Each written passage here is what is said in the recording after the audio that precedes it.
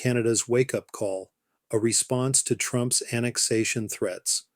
Where the syrup's real, the facts are cold, and the border stays exactly where we left it. President Donald Trump has repeatedly called for Canada to become the 51st state. To that I say, over my red and white body, this isn't just political theater, it's a hostile cultural takeover disguised as a punchline. And no, I'm not laughing. What did Trump actually say? Trump's comments aren't isolated jokes, they represent an escalating pattern of rhetoric. The remarks began at a November 2024 dinner at Mar-a-Lago, where Trump reportedly told Prime Minister Trudeau that if Canada couldn't survive without ripping off the U.S. to the tune of $100 billion a year, perhaps Canada should become the 51st state.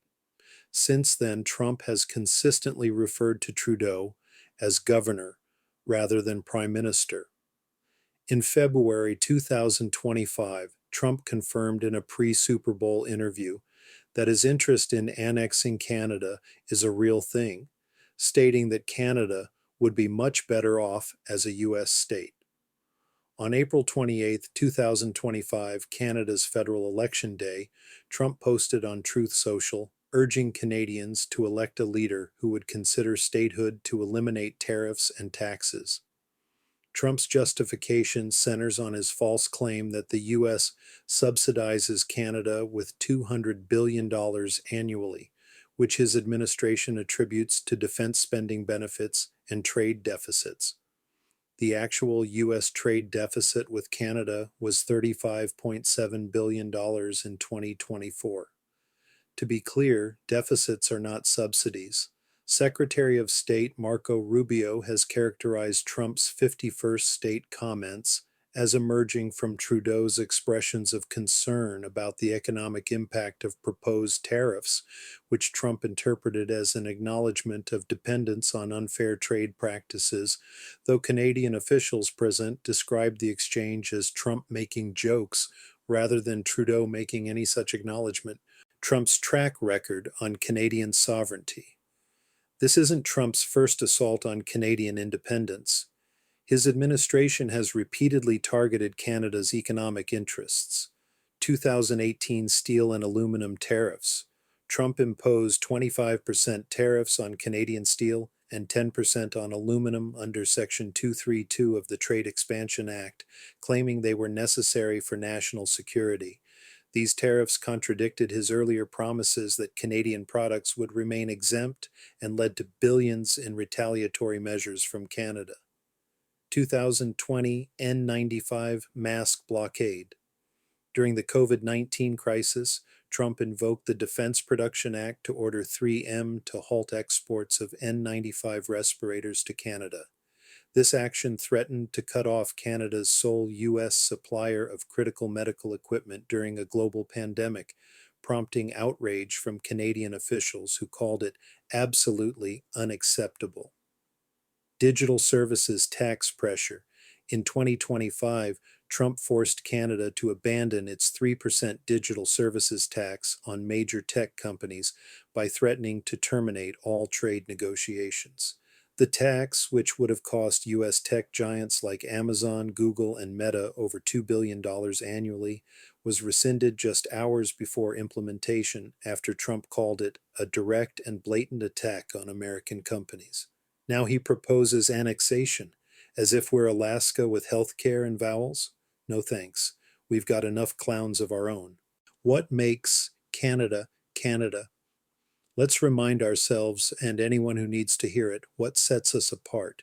Universal health care, Canada's Medicare system, established through federal legislation in 1957 and 1966, and consolidated under the Canada Health Act of 1984, provides universal coverage for medically necessary hospital and physician services.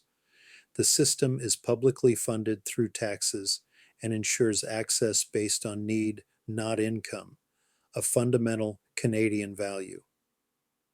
Charter of Rights and Freedoms, enshrined in the Constitution in 1982, the Charter guarantees fundamental freedoms including conscience, religion, thought, expression, peaceful assembly and association.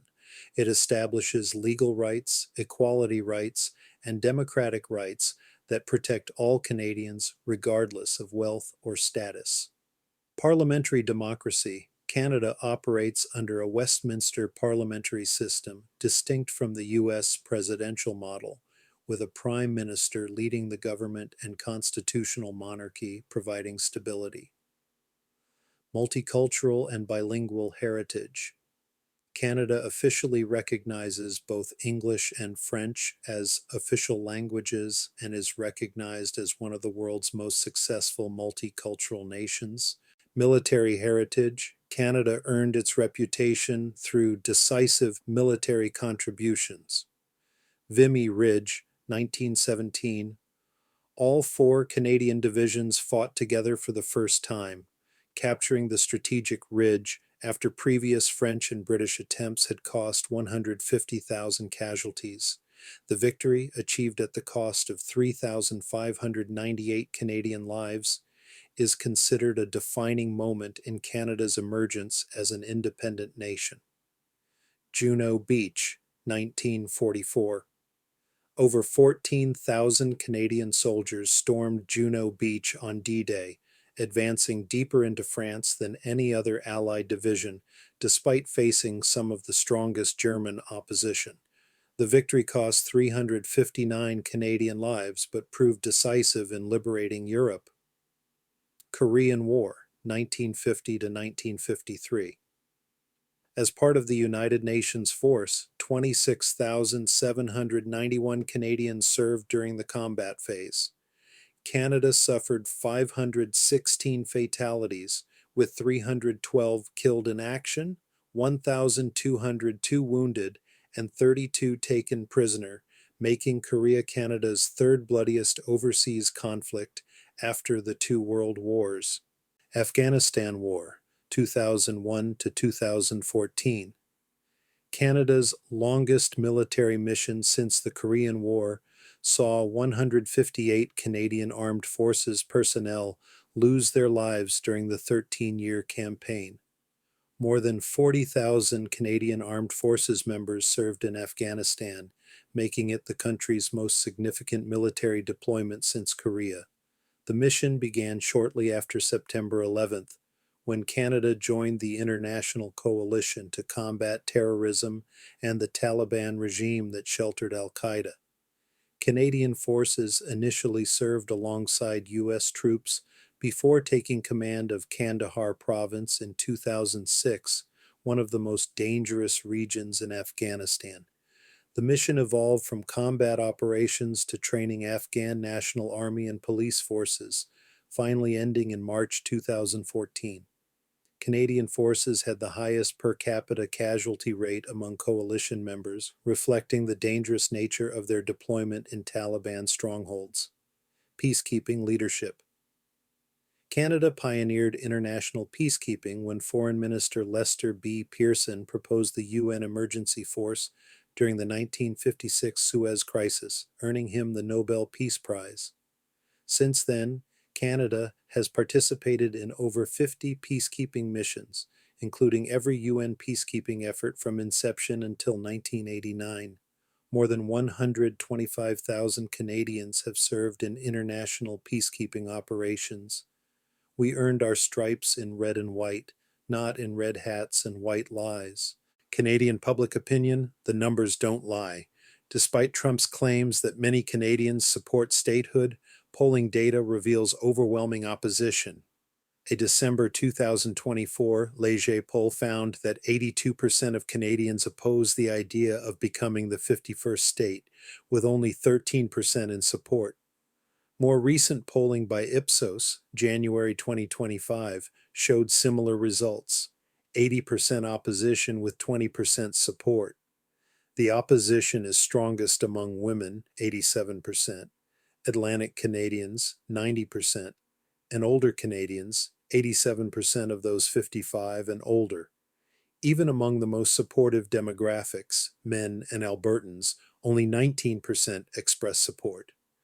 Politically, opposition is highest among NDP voters, 94%, and Liberal supporters, 89%. The real wake-up call.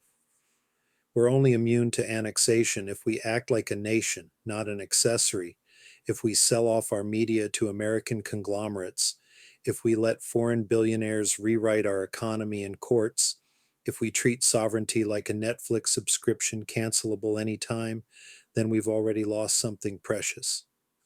Trump's escalating rhetoric, from jokes to confirmed policy positions, demands we take this threat seriously. As former Prime Minister Trudeau warned business leaders at a closed-door Canada-US Economic Summit in Toronto on February 7, 2025, Trump's annexation interest is a real thing linked to Canada's natural resources. In remarks caught on a hot microphone, Trudeau stated, "I suggest that not only does the Trump administration know how many critical minerals we have, but that may be even why they keep talking about absorbing us and making us the 51st state." Prime Minister Mark Carney has been equally direct in his warnings. As he declared in his victory speech on April 28, 2025, "As I've been warning for months, America wants our land, our resources, our water, our country. These are not idle threats. President Trump is trying to break us so that America can own us. That will never, ever happen." Even more pointedly, in his first White House meeting with Trump on May 6, 2025, Carney told the president directly, "As you know from real estate, there are some places that are never for sale. We're sitting in one right now, Buckingham Palace, that you visited as well. And having met with the owners of Canada over the course of the campaign the last several months, it's not for sale. It won't be for sale, ever." Both leaders understand that Canada's vast critical mineral reserves, essential for modern technology, defense applications, and the green energy transition, make it a strategic target for Trump's America First resource acquisition strategy. As Carney warned throughout his campaign, President Trump is trying to break us so America can own us, using economic pressure as a tool of conquest. The bottom line? We are not a U.S. suburb, we are not a bargaining chip in someone else's ego game, and we are not the 51st state. We are Canada, and we're not for sale. This has been Canada's wake-up call. I'm John Cundle. If they want our land, our laws, or our hockey, they'll have to come through me, and every other red and white heart beating north of the 49th. So I say to all my fellow Canadians, stay strong, stay sovereign, and stay loud.